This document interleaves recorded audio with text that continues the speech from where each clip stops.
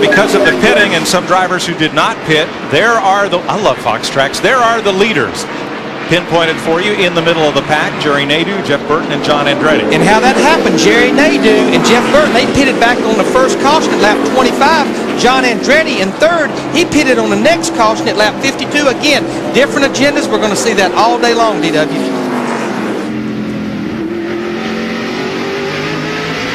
First time that Nadeau has ever led a Winston Cup short track race.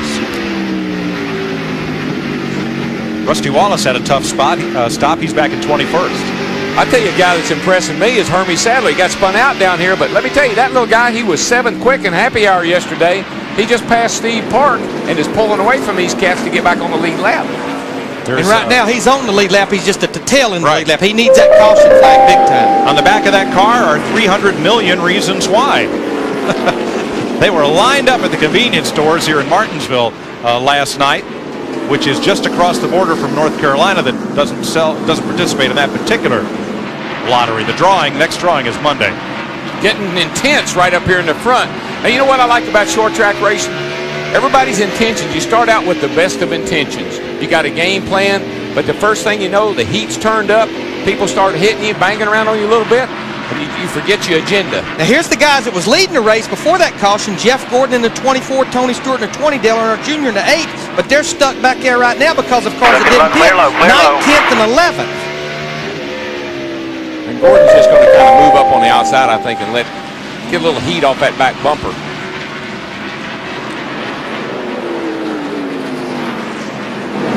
Darrell, he's going to run up against some traffic ahead that's a little slower.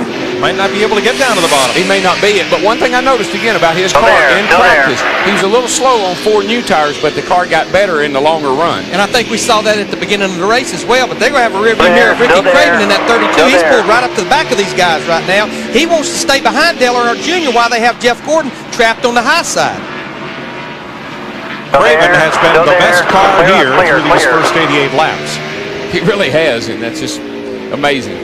Now, the guy that pitted a while ago that took 2 tires, he's the only car out there right now. He's in 6th position that took 2 tires that we know of, and he's the first car that pitted on the last caution. He's pulling up on John Andretti in the 43 car, remember, that stayed out that last time. And the car looks good, Larry. I mean, he's getting good forward bite. He's cutting through the center pretty good. Those 2 tires are working for him right now.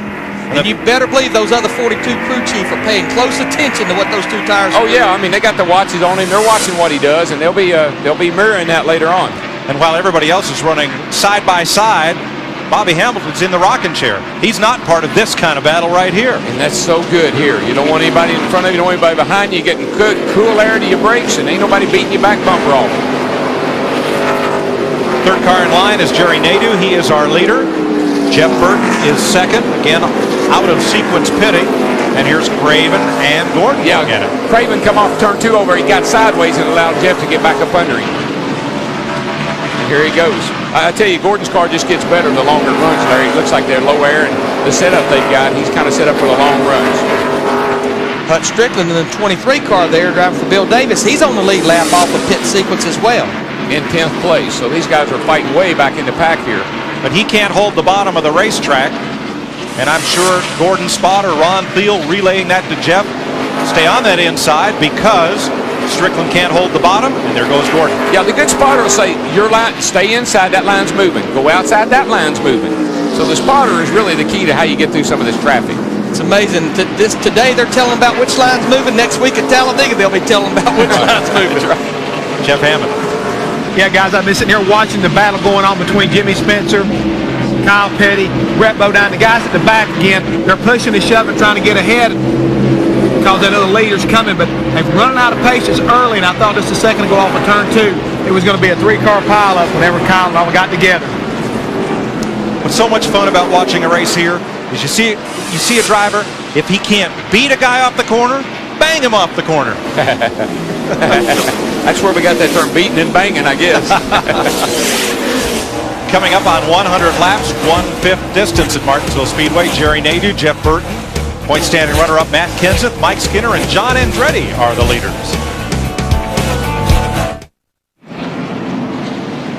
Folks, can we time these cautions? We don't plan it this way, I promise you. We'll run another one, and here's the reason why.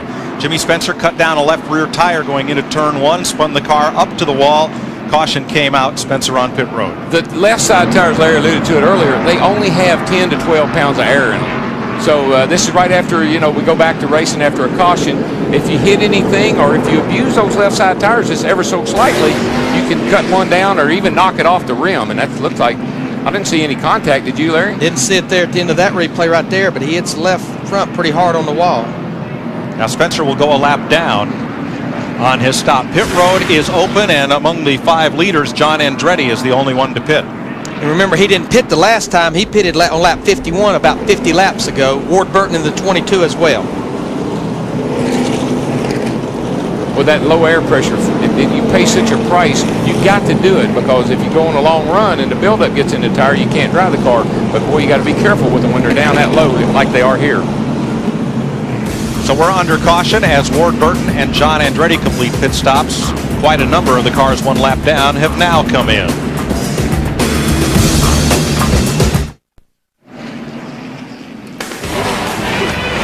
It's another full weekend of racing across the Fox networks, beginning Friday on FX, Winston Cup qualifying from Talladega. Saturday, Winston Cup practice, followed by the Aaron's 312, the NASCAR Busch Race on Fox. And Sunday, NASCAR This Morning, the Aaron's 499, presented by Pepsi on Fox, and NASCAR Victory Lane All Access Michael Waltrip. Green flag.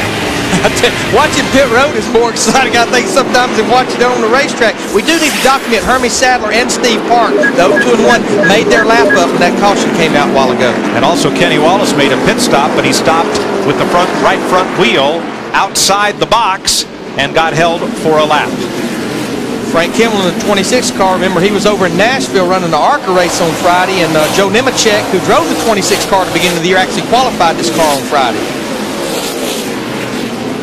He's a lap down right now. Yeah, Kenny Wallace came in and he was out of the box just a little wee bit.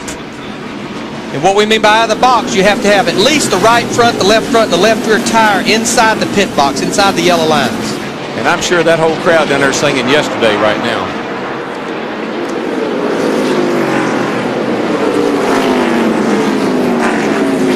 Now those are all lead lap cars right there, with the exception of Elliott Sadler.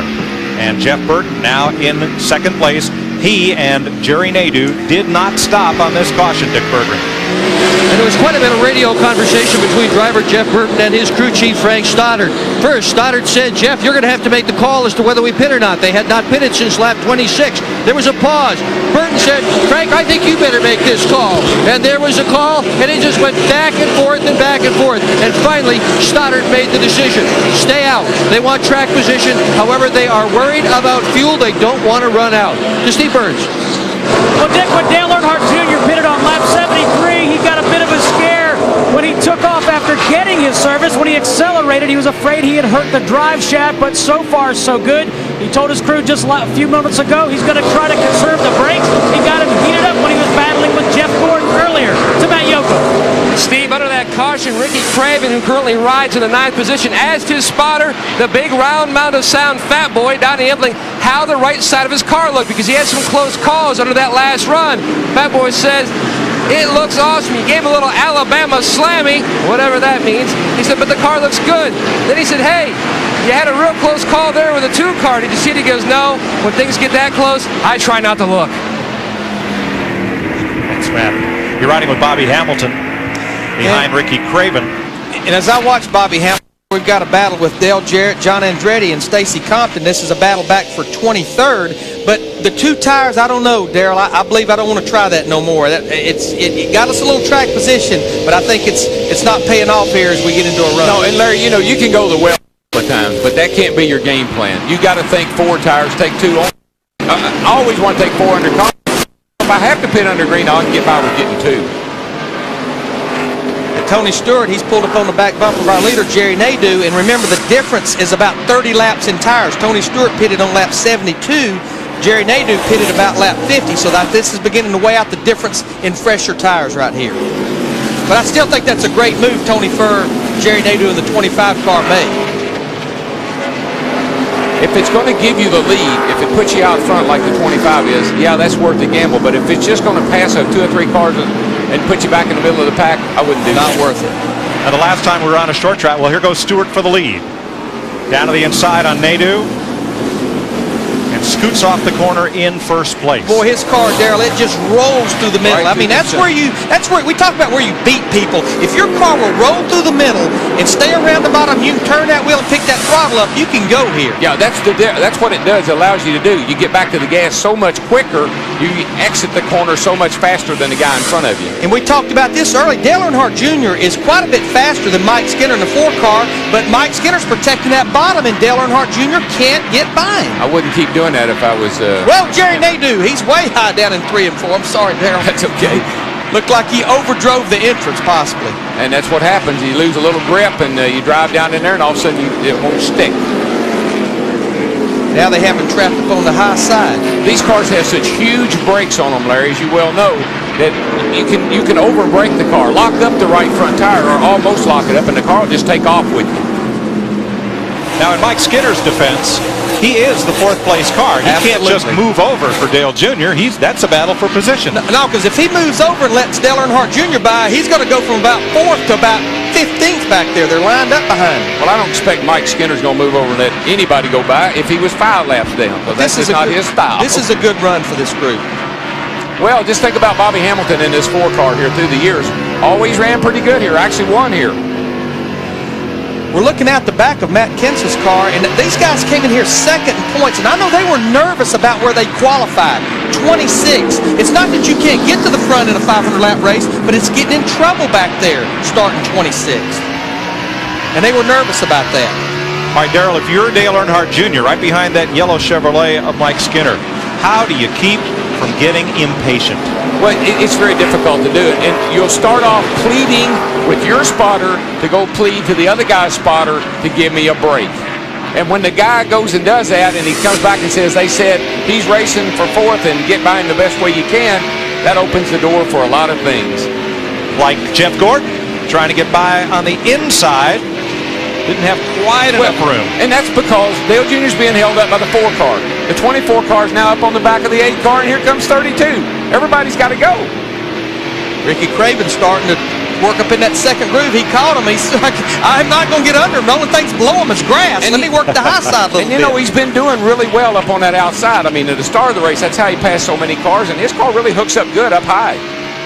And boy, that could really pay off for you at the end of the day. Or at the beginning of the day. Or in the middle of the day. I think it'd pay off all day. Junior inside Skinner, and they touch. Going into turn 1. And see, these cars have so much gear and so much power. When you try to jump in the throttle to take advantage of him sliding up a little bit, you just get your car sideways.